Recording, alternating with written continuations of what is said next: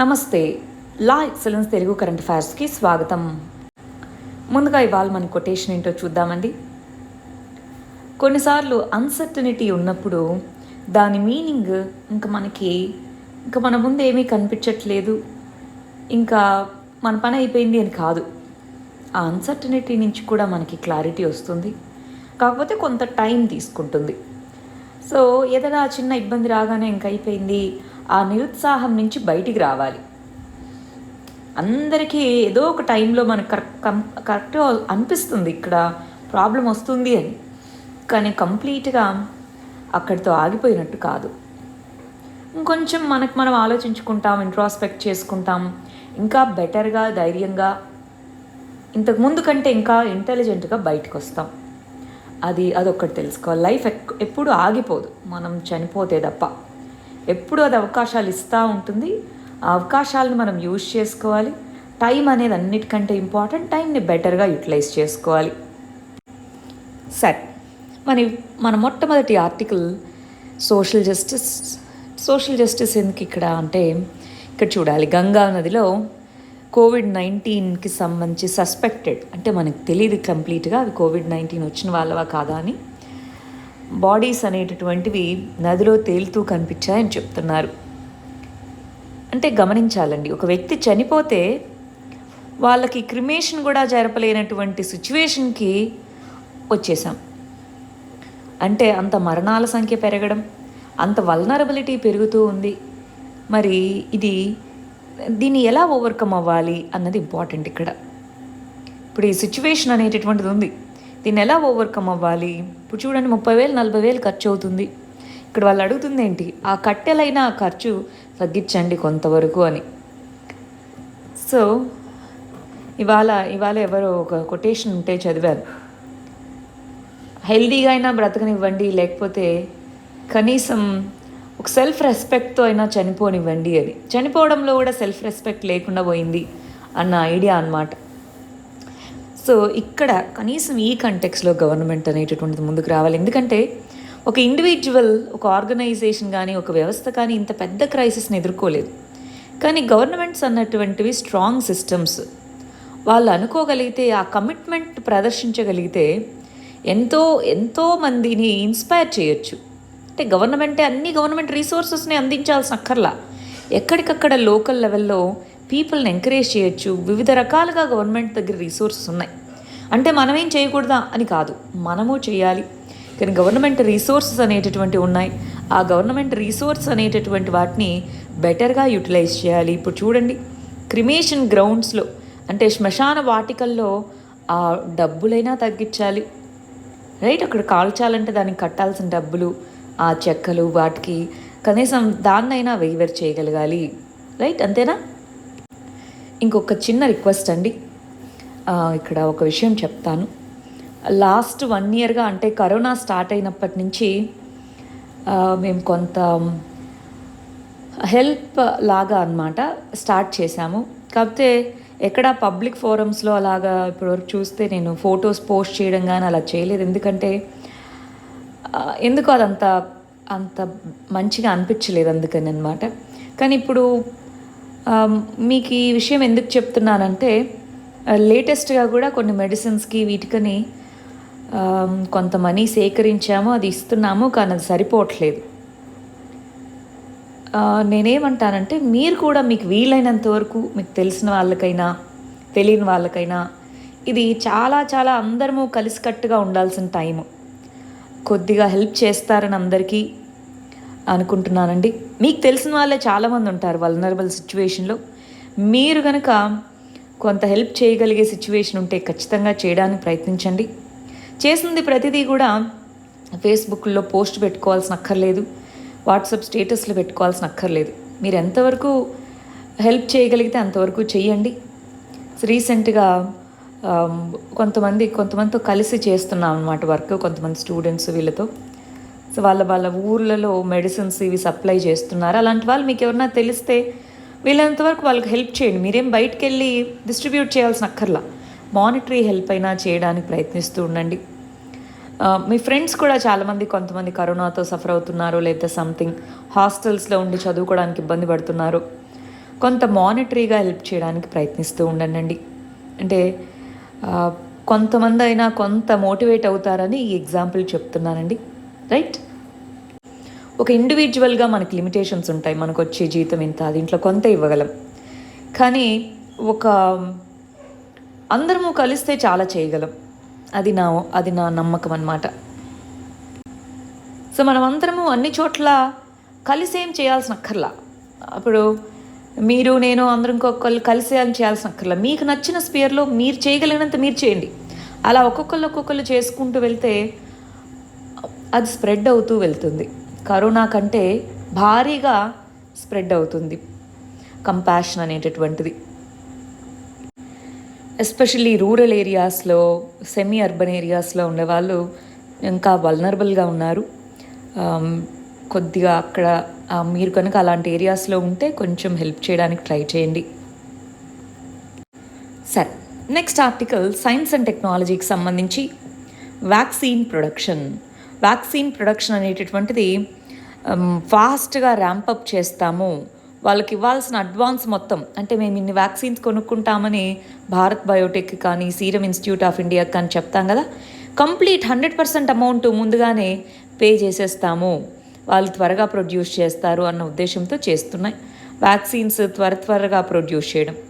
So దాంతోపాటు ఈ 2 వ్యాక్సిన్సే కాకుండా ఇంకొన్ని వ్యాక్సిన్స్ని కూడా ఇండియాలో అలో చేస్తే వ్యాక్సినేషన్ అనేటటువంటిది పెరుగుతుంది. కనీసం నెక్స్ట్ వచ్చే 6 monthsలో అయినా భారతదేశ జనాభా చాలా హ్యూజ్ అండి.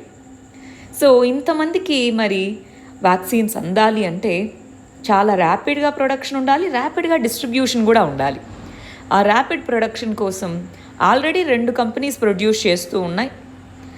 మనం స్పుత్నిక్ కూడా ఎమర్జెన్సీ అప్రూవల్ ఇచ్చారు, అంటే ఓవరాల్గా 3కి అప్రూవల్ ఇచ్చున్నారు. అవి కాకుండా ఇంకొన్ని వ్యాక్సిన్స్కి అప్రూవల్ ఇస్తే వాటి ప్రొడక్షన్ త్వరగా ర్యాంపప్ చేయగలిగితే అది అప్పుడు వ్యాక్సినేషన్ పెరుగుతుంది అని చెప్తున్నారు. అంటే వ్యాక్సినేషన్ తీసుకున్న వాళ్ళకి ఎవరికి రావట్లేదని కాదు, కొంతవరకు బెటర్గా ఉంటుంది. ఇవాళ మనకు ఒక ఆర్టికల్ కూడా ఉంది, నేను చూపిస్తాను. వ్యాక్సినేషన్స్ తీసుకున్న వాళ్ళలో కొంత వల్నరబిలిటీ తగ్గింది, మోర్టాలిటీ రేట్స్ తగ్గాయి. సరే, ముందుగా మన ఇండియాలో అప్రూవ్ చేసినటువంటి 3 వ్యాక్సిన్స్ ఏంటి? స్పుత్నిక్ 5 ఒకటి, కోవిషీల్డ్ ఒకటి, కోవాక్సిన్ ఒకటి. స్పుత్నిక్ 5 వచ్చేటప్పటికి అక్కడ ఉండే RDIF అనే కంపెనీ తయారు చేసింది. కోవిషీల్డ్ ఆస్ట్రాజెనెకా అనే కంపెనీ, కోవాక్సిన్ భారత్ బయోటెక్ తయారు చేసింది. ఇండియాలో మ్యానుఫ్యాక్చర్ చేసేది డాక్టర్ రెడ్డీస్ ల్యాబ్ అని, హెట్రో అని, ఇవి స్పుత్నిక్ 5ని మ్యానుఫ్యాక్చరింగ్ చేస్తున్నాయి. కానీ ఇంకా దీన్ని డిస్ట్రిబ్యూట్ చేయడం మొదలుపెట్టలేదు. ఆస్ట్రాజెనెకా తయారు చేసినటువంటి దాన్ని serum institute of India manufacture చేస్తుంది. అంటే ఈ 2 ఫారిన్ కంపెనీలు తయారు చేసినవి. కోవాక్సిన్ అనేటటువంటిది మన ఇండియన్ కంపెనీ తయారు చేసింది. మరి ఇక్కడ స్పుత్నిక్ 5 అన్నటువంటిది మోడిఫైడ్ అడినో వైరస్ అంటే వైరల్ వెక్టార్ వ్యాక్సిన్. ఇది కూడా అడినో వైరల్ వెక్టార్ వ్యాక్సిన్. ఇది మాత్రం ఇనాక్టివేటెడ్ వ్యాక్సిన్. నిన్న మనము ఈ చైనాకు సంబంధించినటువంటి వ్యాక్సిన్ని WHO అప్రూవల్ ఇవ్వడం జరిగింది అని చదువుకున్నాం లాస్ట్ వీడియోలో. దాంట్లో మనము అది ఇనాక్టివేటెడ్ వ్యాక్సిన్ అనుకున్నాం. ఇనాక్టివేటెడ్ వ్యాక్సిన్సే ఎక్కువ మన ఇండియా, చైనా నుంచి వచ్చిన ఇండిజినస్ వ్యాక్సిన్స్, ఇనాక్టివేటెడ్ వ్యాక్సిన్స్ ఉన్నాయని చదువుకున్నాం. రైట్? సో అదొకసారి రైట్. ఇవి వ్యాక్సిన్ రకాలు 3ని అప్రూవ్ చేసాం. వ్యాక్సిన్ టెక్నాలజీ గురించి ఐడియా ఉంది కదా? ఒకవేళ లేకుండా ఉంటే సైన్స్ అండ్ టెక్నాలజీ అన్న ప్లేలిస్ట్లో వ్యాక్సిన్స్ రకాలు అని ఒక వీడియో ఉంటుంది, అదైనా చూసుకొని ఈ పేర్లు తెలియాలి. అసలు వైరల్ వెక్టార్ అంటే ఏంటి, ఇనాక్టివేటెడ్ అంటే ఏంటి, వెరీ ఇంపార్టెంట్ ఇయర్ ఎగ్జామ్స్ అన్నిటికీ.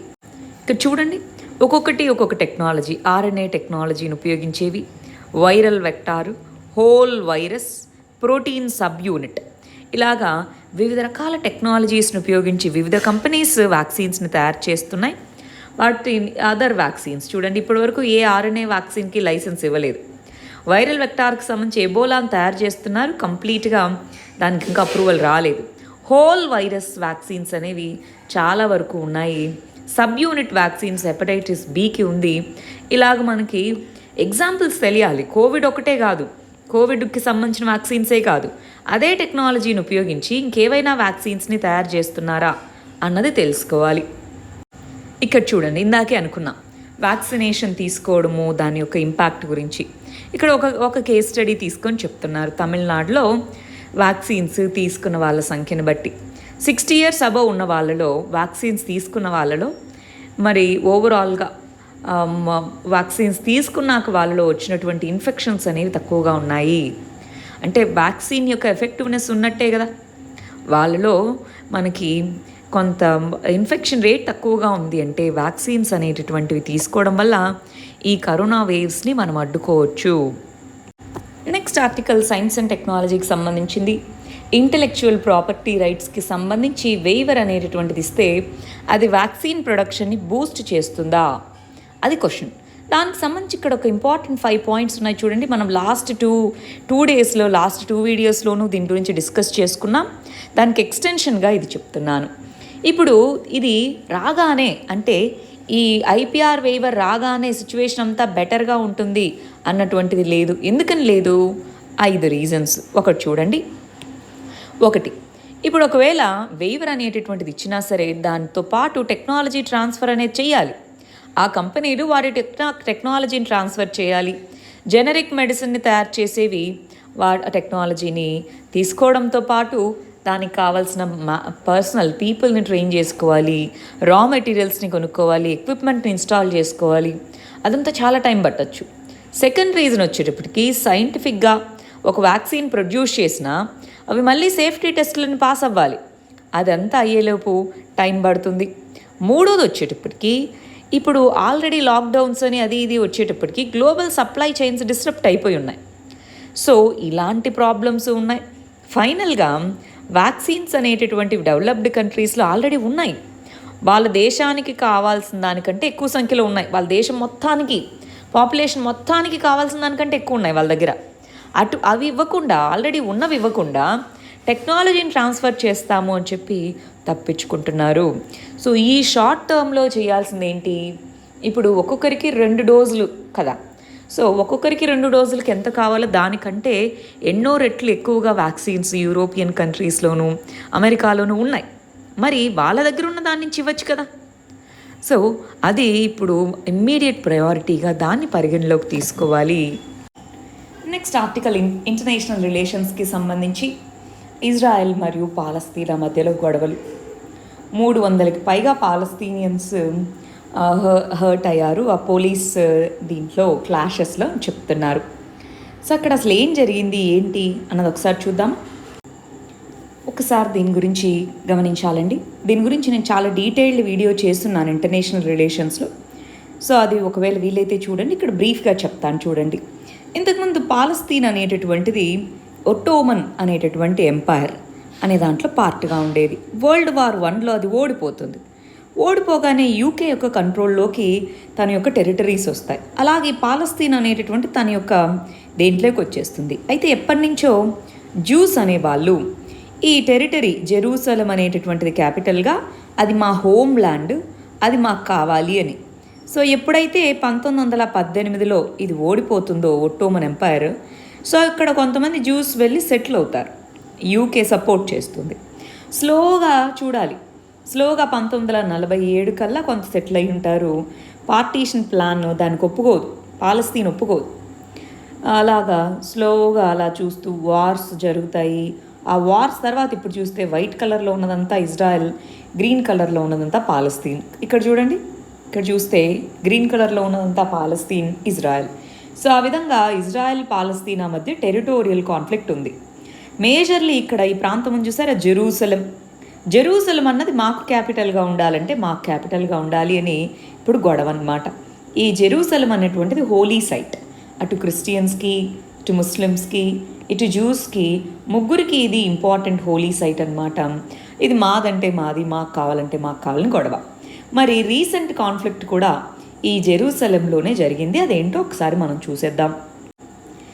ఈ జెరూసలం అన్నటువంటి దాంట్లో హోలీ సైట్, అక్కడ టెంపుల్ మౌంట్ అనేటటువంటిది ఇక్కడ ఉండేది. కాకపోతే ఇప్పుడు ఆ టెంపుల్ మౌంట్ అనేటటువంటిది ఇప్పుడు లేదు. ఫర్ ఎగ్జాంపుల్ ఇట్లా ఒక ప్లేసు, దాంట్లో ఇక్కడ టెంపుల్ మౌంట్, ఇది జ్యూస్ అనేటటువంటి వాళ్ళకి యూదులు అంటారు. సో వీళ్ళకి అది బాగా ఫేమస్ అన్నమాట. కాకపోతే రోమన్ ఎంపైర్, రోమ్లో 70 ఏడి ఆ టైంలో ఆ టెంపుల్ మొత్తాన్ని పడగొట్టేస్తారు. అందుకే ఇప్పుడు జ్యూస్కి వాల్ అనేటటువంటిది వాళ్ళకి హోలీ సైట్గా వాళ్ళు పరిగణిస్తారు. ఆ గోడ ఒకటే ఉంది, ఆ టెంపుల్ అనేది పడగొట్టేశారు.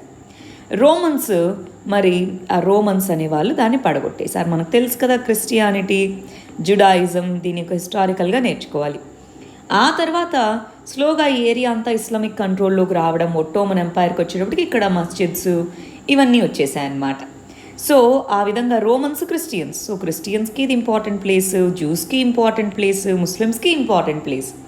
ఇక్కడ ప్రస్తుతానికైతే ఈ ఇజ్రాయెల్ అనేటటువంటిది జ్యూయిష్ స్టేట్, పాలస్తీన్ అనేటటువంటిది ఇస్లామిక్ ముస్లిమ్స్ మెజారిటీ ఉండే కంట్రీ అన్నమాట.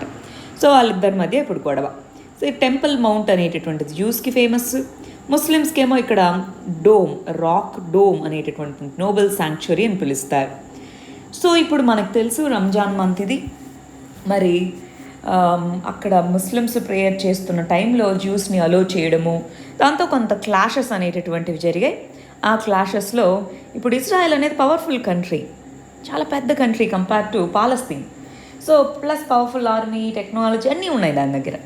సో అలా కంట్రోల్ అనేటటువంటిది జరుగుతూ ఉంది. ఆ కాంపౌండ్ అనేటటువంటిది హోలియెస్ట్ సైజ్గా స్ట్రైట్గా జూష్ పీపుల్ ఫాలో అవుతారు. అదే ఇక్కడ ఉండేటటువంటి అల్ అక్సా మస్జిద్ ఇది థర్డ్ హోలియెస్ట్ సైట్ ఇస్లాంలో. ఏ రెండింటి తర్వాత, మక్కా, మదీనా తర్వాత ఇది థర్డ్ హోలియెస్ట్ సైట్గా ఫీల్ అవుతారు.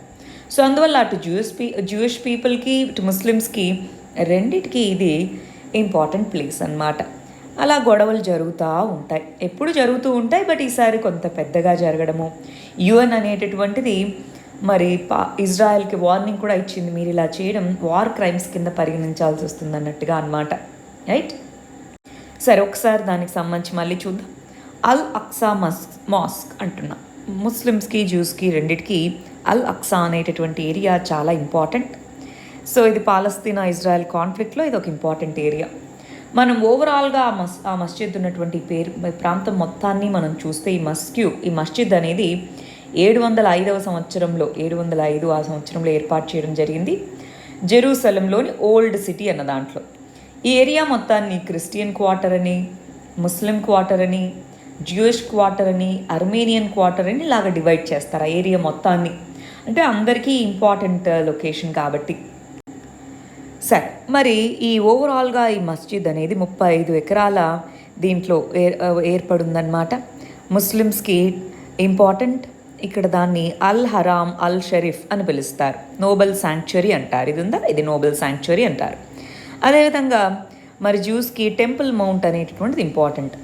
అదేవిధంగా అల్ అక్సా అనేటటువంటి మస్క్యూ అది ఇంపార్టెంట్. జ్యూస్కి కాంపౌండ్ ఏదైతే ఉందో ఇక్కడ ఉండేది వాళ్ళకి టెంపుల్, దాన్ని రోమన్స్ పడగొట్టేశారు. సో ఆ కాంపౌండ్ వాళ్ళకి ఇంపార్టెంట్. అయితే మనకి ఇది కాన్ఫ్లిక్ట్ ఉంది అని మనం చెప్తూ ఉన్నాం కదా. అసలు ఈ అల్ అక్సా అనేటటువంటి మస్జిద్ అనేటటువంటిది ఎవరికి చెందింది, ఆ ప్రాంతం ఎవరికి చెందింది? మాది అంటే మాది అని చెప్పేసి, ఎందుకంటే మా కాంపౌండ్ ఉంది కాబట్టి ఇది మాది అని జ్యూస్ అంటారు, అక్కడ మా మస్జిద్ ఉంది కాబట్టి ఇది మాది అని అంటారనమాట. ఎప్పటి నుంచో అక్కడ కాన్ఫ్లిక్ట్ అనేటటువంటి జరుగుతూ ఉంది, అరబ్ ఇజ్రాయెల్ కాన్ఫ్లిక్ట్ అని అంటారు. కాన్ఫ్లిక్ట్ అనేది జరుగుతూ ఉంది. కానీ స్లోగా ఇప్పుడు పాలస్తీనాకు ఉండేది ఈ ఓన్లీ గాజా స్ట్రిప్ అని చిన్న ప్రాంతం, వెస్ట్ బ్యాంక్ అనేది. దీంట్లో కూడా చాలా వరకు ఆక్యుపై చేసేసింది మన యొక్క ఇజ్రాయెల్ అనేది. కొంత ప్రాంతం మాత్రమే ఇప్పుడు పాలస్తీనాకి మిగిలి ఉంది. చూడాలి, ఇజ్రాయెల్ గవర్నమెంట్ అనేటటువంటిది ఈ ఓల్డ్ సిటీ ఈస్ట్ జెరూసలేం అంటారు, ఈస్ట్ జెరూసలేం మీద హోల్డ్ ఎక్కువగా ఉంది. జోర్డన్ అనేటటువంటిది ఈ పర్టికులర్ మస్జిద్ ఏదైతే ఉందో, జోర్డన్ అనే కంట్రీ దీనికి కస్టోడియన్గా ప్రస్తుతానికి వ్యవహరిస్తూ ఉంది. టెంపుల్ మౌంట్ అని ఏదైతే పిలుస్తున్నారో దాని మీద పాలస్తీనియన్స్ వాళ్ళ కస్టోడియల్షిప్ ఉంది అని చెప్తుంటారు. బట్ అది కంట్రోల్ అనేటటువంటిది కంబైన్డ్గా ఉండడము, ఇజ్రాయెల్ అనేటటువంటిది దాంట్లోకి ఎవరు వెళ్ళాలి, ఏ ఏజ్ వాళ్ళు వెళ్ళాలి, ఇలాగ చాలా రెస్ట్రిక్షన్స్ పెట్టడము, ఇలాంటివన్నీ క్లాషెస్కి కారణం. రీసెంట్గా రంజాన్ మంత్లో ఇద్దరిని ఒకే రోజు అలో చేయడము అనేటటువంటిది కాన్ఫ్లిక్ట్కి దారితీసింది. నెక్స్ట్ ఆర్టికల్ సోషల్ జస్టిస్కి సంబంధించింది. డిజిటల్ ఇన్ఈక్వాలిటీ అంటున్నా. డిజిటల్ ఇన్ఈక్వాలిటీ అనేది పెరుగుతూ ఉంది అంటున్నారు. అటు ఎడ్యుకేషన్లోనూ ఇటు హెల్త్ కేర్ సెక్టార్లోనూ ఇన్ఈక్వాలిటీస్ పెరుగుతూ వెళ్తూ ఉన్నాయి. మనకు తెలుసు ఇండియాలో మళ్ళీ ఇప్పుడు లాక్డౌన్, లాస్ట్ 1 ఇయర్గా స్కూల్స్ కానీ ఎడ్యుకేషనల్ ఇన్స్టిట్యూషన్స్ అనేటటువంటివి కొన్ని ఆన్లైన్ మోడ్లో నడిచాయి. అది కూడా ఫుల్ ఫ్లెడ్జెడ్గా సరిగా జరగట్లేదు. క్వాలిటీ కన్సర్న్స్ ఇలా ఎన్నో రకాల ఇష్యూస్ అనేటటువంటివి ఉన్నాయి. మరి ఈ టైంలో ఉన్న వాళ్ళకి రీసోర్స్ ఉన్నవాళ్ళు అవైల్ చేసుకోగలుగుతున్నారు, బట్ మిగిలిన వాళ్ళు లేదు. ఈ విధంగా డిజిటల్ ఇనీక్వాలిటీ అనేది పెరుగుతూ ఉంది. డిజిటల్ ఇనీక్వాలిటీ అంటే ఒకటి, అందరికీ డిజిటల్ ఇన్ఫ్రాస్ట్రక్చర్ అవైలబుల్గా లేదు, అది ఫస్ట్ పాయింట్. డిజిటల్ ఇన్ఫ్రాస్ట్రక్చర్ లేకపోవడము. రెండోది, ఆ డిజిటల్ ఇన్ఫ్రాస్ట్రక్చర్కి సంబంధించినటువంటి ట్రైనింగ్ ఎలా వాడుకోవాలి ఏంటి అన్నటువంటిది. సో ఓవరాల్గా డిజిటల్ డివైడ్స్ అనేవైతే ఉన్నాయి. డిజిటల్ లిటరసీ అంటాం, ఎలా వాడుకోవాలో తెలియకపోవడానికి. సో డిజిటల్ లిటరసీ లేకపోవడము, వీటన్నిటి వల్ల డిజిటల్ డివైడ్స్ అనేటటువంటివి ఉన్నాయి. ఈ డిజిటల్ డివైడ్స్కి తోడుగా ఇప్పుడు మళ్ళీ సైబర్ క్రైమ్స్ ఇలాంటివన్నీ పెరుగుతూ ఉన్నాయి. డిజిటల్ డివైడ్స్ ఒకవైపు పెరుగుతూ ఉంటే సైబర్ వల్నరబిలిటీస్ ఇంకొక వైపు పెరుగుతూ ఇబ్బందికరానికి గురి చేస్తున్నాయి. ఇనీక్వాలిటీ, డిజిటల్ వరల్డ్లో ఇనీక్వాలిటీస్ని పెంచుతూ ఉన్నాయి, అవునా కదా? గ్రేటర్ ఇనీక్వాలిటీస్ అనేటటువంటివి పెరుగుతూ ఉన్నాయి. డిజిటల్ టెక్నాలజీస్ ఇంపార్టెంటే, చాలా ఆపర్చునిటీస్ కల్పిస్తాయి, కానీ ఆపర్చునిటీస్తో పాటు డివైడ్స్ని కూడా కల్పిస్తాయి. అంటే దాని మీనింగ్ డిజిటల్ టెక్నాలజీస్ని పెంచకూడదు అని కాదు, అందరికీ అందేలాగా చూడాలి అని. నెక్స్ట్ ఆర్టికల్ సోషల్ జస్టిస్కి సంబంధించి, నేషనల్ హెల్త్ సర్వీస్ అనే దానికి సంబంధించి ఇక్కడ ఏమంటున్నారంటే, మనకి ఇండియాలో ఇప్పుడున్నటువంటి కరోనా టైంలో మన హెల్త్ కేర్ సిస్టంలో ఉన్నటువంటి ప్రాబ్లమ్స్ ఏంటో మనకు తెలుసు, అవునా? ఇప్పుడు మనకి నిన్న ఆ ఇన్సిడెంట్ చూస్తే చాలా బాధాకరంగా అనిపించిందండి. తిరుపతి రుయా హాస్పిటల్ ఇన్సిడెంట్ చూస్తే. సో హెల్త్ కేర్ సిస్టమ్ చాలా చోట్ల జరుగుతూ ఉంది. సో ఇన్ఫ్రాస్ట్రక్చర్ గ్యాప్స్ అనేటటువంటివి ఇవన్నీ ఎగ్జిస్ట్ అయ్యి ఉన్నాయి. మరి ఇలాంటి కంటెక్స్లో హెల్త్ కేర్ సిస్టమ్ అనేటటువంటి దాన్ని బ్రిటిష్ నేషనల్ హెల్త్ సర్వీసెస్ మోడల్లోకి తీసుకొని రావాలా అన్నటువంటి ఒక ప్రపోజల్ అన్నమాట. అసలు ఆ బ్రిటిష్ నేషనల్ హెల్త్ సర్వీసెస్ ఎలా పనిచేస్తుంది, మన ఇండియాలో ఉన్నటువంటి సమస్యలు ఏంటి అవి చూద్దామా?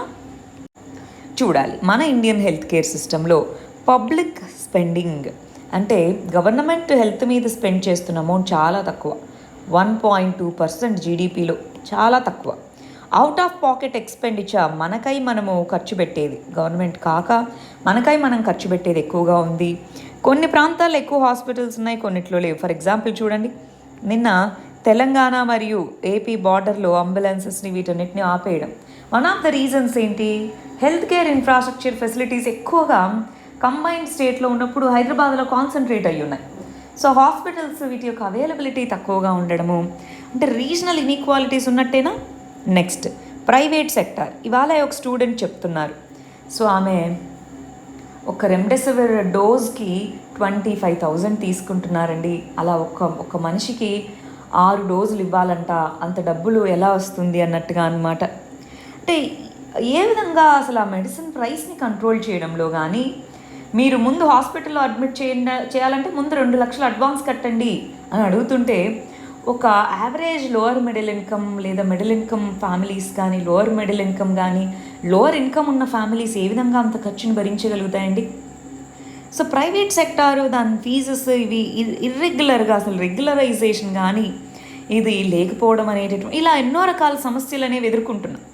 అలాంటి కంటెక్స్లో బ్రిటిష్ నేషనల్ హెల్త్ సర్వీసెస్ అనేటటువంటివి ఏ విధంగా అది అసలు ఉంటుంది, దాని మోడల్ని మనం ఫాలో అవ్వచ్చా లేదా ఒకసారి చూడండి. కంప్లీట్గా జనరల్ ట్యాక్సెస్ నుంచి అది ఫండింగ్ అనేది జరుగుతుంది. జనరల్ పబ్లిక్ నుంచి అందరికీ ఫ్రీగా ఇది ఇవ్వబడుతుందన్నమాట, ఎవరికి ఎక్సెప్షన్ కాదు. ఇప్పుడు మనకి ఆయుష్మాన్ భారత్లా కొంతమందికి అలా కాదు, అందరికీ ఫ్రీ సర్వీసెస్. జనరల్ ప్రాక్టీషనర్స్ వీళ్ళందరికీ ప్రైవేట్ వాళ్ళకంటే కూడా బెటర్గా ప్రొవైడ్ చేస్తారు. అంటే డాక్టర్స్కి బెటర్గా పే చేయడము, హాస్పిటల్ ట్రీట్మెంట్ మెడిసిన్స్ అన్నీ ఫ్రీగా అందించడము, ఫాలోఅప్స్ అవన్నీ ఈజీగా చేసుకోవడము, వీటన్నిటి వల్ల కొంత బెటర్గా ఉంది. సో ఓవరాల్గా ఎంప్లాయ్మెంట్ ప్రొవైడ్ చేస్తుంది ఇది. అంటే ఒకవైపు సర్వీసెస్ని ప్రొవైడ్ చేయడమే కాదు, లార్జెస్ట్ ఎంప్లాయ్మెంట్ని ప్రొవైడ్ చేసేలాగుంది. యూనివర్సల్ హెల్త్ కేర్ని ప్రొవైడ్ చేయడం కానివ్వండి, ప్రివెంటివ్ క్యూరేటివ్ 2 రకాల లెవెల్స్లోనూ పనిచేయడం, ఇవంతా ఉంది. సో ఆ విధంగా హెల్త్ కేర్ అనేటటువంటిది కంప్లీట్గా గవర్నమెంట్ ఎక్కువ దాంట్లో రెస్పాన్సిబిలిటీ తీసుకోవాలా? ఇండియాలో హెల్త్ కేర్, ఎడ్యుకేషన్లో గవర్నమెంట్ రెస్పాన్సిబిలిటీ తీసుకోవాలి ఎక్కువగా, కానీ తీసుకోకపోవడం అనేటటువంటిది చాలా ఇబ్బందికరమైన, చాలా దారుణమైనటువంటి విషయం. ఎందుకంటే గవర్నమెంటే రెస్పాన్సిబుల్గా ఉండాలి ఈ సిచ్యువేషన్స్లో, అవునా కదా? సో అందుకని ఇది ఒక ఆప్షన్ లాగా పరిగణించవచ్చా అని. కానీ ప్రతిసారి మనం చెప్పే మా దగ్గర డబ్బులు లేవు, ఇవే రీజన్స్ మళ్ళీ బయటకు వస్తాయన్నమాట. మరి వాళ్ళకి మన ఫైనల్ ఆర్టికల్ ఎకానమీకి సంబంధించింది. స్మాల్ ఫైనాన్స్ బ్యాంక్స్ అనేటటువంటివి 3,000 కోట్ల వరకు ఎంఎఫ్ఐస్, మైక్రో ఫైనాన్స్ ఇన్స్టిట్యూషన్స్కి లోన్స్ ఇవ్వచ్చు. ఈ మైక్రో ఫైనాన్స్ ఇన్స్టిట్యూషన్స్కి ఇచ్చే లోన్స్ని ప్రయారిటీ సెక్టార్గా పరిగణిస్తాము. మార్కెట్లో లిక్విడిటీ పెరుగుతుంది, మనీ సప్లై పెరుగుతుంది అంటున్నారు. ఇంతకీ స్మాల్ ఫైనాన్స్ బ్యాంక్స్ అంటే ఏంటి అది మనం చూద్దాం. బట్ ఓవరాల్గా చెప్తున్నటువంటిది ఏంటి అంటే, మైక్రో ఫైనాన్స్ ఇన్స్టిట్యూషన్స్ అనేటటువంటివి చిన్న మొత్తాల్లో లోన్స్ ఇస్తూ ఉంటాయి. మరి వీటికి ఎవరో ఒకళ్ళు లార్జ్ అమౌంట్ లోన్స్ ఇస్తే కదా వాళ్ళు వేరే వాళ్ళకి లోన్స్ ఇచ్చేదానికి. ఆ కంటెక్స్లో స్మాల్ ఫైనాన్స్ బ్యాంక్స్ అనేటటువంటివి వీటికి లోన్స్ ఇవ్వాలి అన్నట్టుగా చెప్పడం జరిగింది.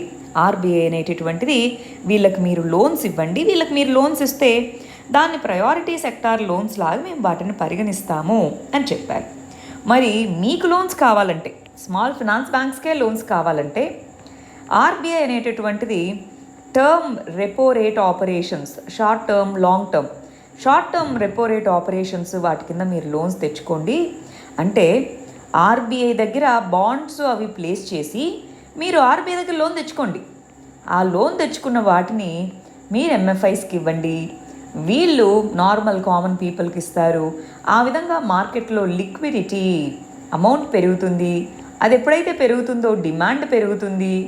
డిమాండ్ పెరగడం వల్ల కొంతవరకు ఎకానమీ రివైవ్ అవుతుంది. ఈ ఉద్దేశంతో ఈ విధంగా లిక్విడిటీని పెంచడం కోసం ఆర్బీఐ స్మాల్ ఫైనాన్స్ బ్యాంక్స్ని మరి వీటికి లోన్స్ ఇవ్వచ్చు అన్నట్టుగా చెప్పింది. ఇంతకీ స్మాల్ ఫైనాన్స్ బ్యాంక్స్ అంటే ఏంటి? మనకి ఆర్బీఐ అనేటటువంటిది పేమెంట్ బ్యాంక్స్ అని, స్మాల్ ఫైనాన్స్ బ్యాంక్స్ అని వీటిని ఎస్టాబ్లిష్ చేసుకోవచ్చు అని చెప్పడం జరిగింది. వీటిని మనం డిఫరెన్షియేటెడ్ బ్యాంకింగ్ అంటాం. ఈ డిఫరెన్షియేటెడ్ బ్యాంకింగ్ అనేటటువంటిది చెయ్యొచ్చు అంటే స్పెషల్ పర్పస్ కోసం బ్యాంక్స్ని సెటప్ చేయడం.